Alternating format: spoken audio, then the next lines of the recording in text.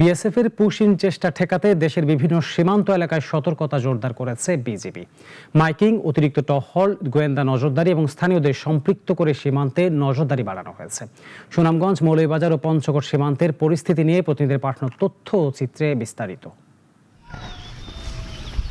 বিভিন্ন সীমান্ত এলাকায় উদ্বেগ এখন একটাই, অবৈধ অনুপ্রবেশ চেষ্টা বা জোরপূর্বক মানুষজনকে ভারতীয় সীমান্ত বাহিনী বিএসএফ এর পুশিনের অপচেষ্টা। মৌলভীবাজার সীমান্তে পুশিন ঠেকাতে দিনরাত টহল ও মাইকিং করছে বাংলাদেশ বর্ডার গার্ড বিজিবি।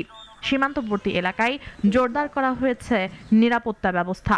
অতিরিক্ত টহলের পাশাপাশি বাড়ানো হয়েছে গোয়েন্দা নজরদারি। স্থানীয় প্রশাসন ও সাধারণ জনগণকে নিয়ে পরিস্থিতি মোকাবিলার কথা জানিয়েছে শ্রীমঙ্গল ব্যাটালিয়ন ৪৬ বিজিবি। একই চিত্র দেশের উত্তর পূর্বাঞ্চলের সীমান্ত জেলা সুনামগঞ্জেও। হাওর আর পাহাড় ঘেরা প্রায় ৯০ কিলোমিটার সীমান্ত জুড়ে নজরদারি জোরদার করেছে ২৮ বিজিবি। ১৯টি বিওপিতে জারি করা হয়েছে সর্বোচ্চ সতর্কাবস্থা। সীমান্তবর্তী এলাকায় মাইকিং করে স্থানীয়দের সচেতন করা হচ্ছে। আনসার সদস্য স্থানীয় জনসাধারণকে সম্পৃক্ত করে গড়ে তোলা হয়েছে সমন্বিত নজরদারি ব্যবস্থা। আমাদের সীমান্তে টহল কার্যক্রম এবং গোয়েন্দা নজরদারি বৃদ্ধি করেছি। নিয়মিত টহলের পাশাপাশি আমরা আনসার ভিডিপি সহ সীমান্ত এলাকাবর্তী মানুষদেরকে সাথে নিয়ে আমরা সতর্ক অবস্থানে আছি। এছাড়াও সোশ্যাল অ্যাওয়ারনেস প্রোগ্রামের মাধ্যমে নিয়মিতভাবে আমরা সীমান্ত নিকটবর্তী মানুষদেরকে সতর্ক করছি। উত্তর পূর্বাঞ্চলের পর উত্তরাঞ্চলের সীমান্তেও রয়েছে একই ধরনের সতর্কতা। ২৮ বিজিবি।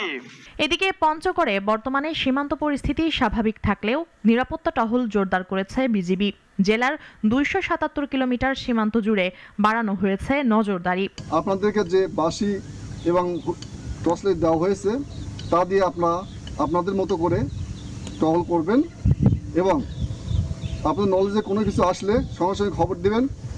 বিজিবি সীমান্ত সুরক্ষায় সবসময় সজাগ আছে এবং থাকবে। স্থানীয়দের দাবি, গত কয়েকদিনে কয়েকটি সীমান্ত পয়েন্টে বিএসএফ এর পক্ষ থেকে পুশিনের চেষ্টা হয়েছিল, তবে স্থানীয় বাসিন্দাদের সহযোগিতা এবং বিজিবির কঠোর অবস্থানের কারণে তা সফল হয়নি। আমার এখানে 2টা গেট আছে, আমরা সব সময় ফলো করি বা লক্ষ্য করি, কোনো মানুষ এখানে পার করে দিতে পারবে না।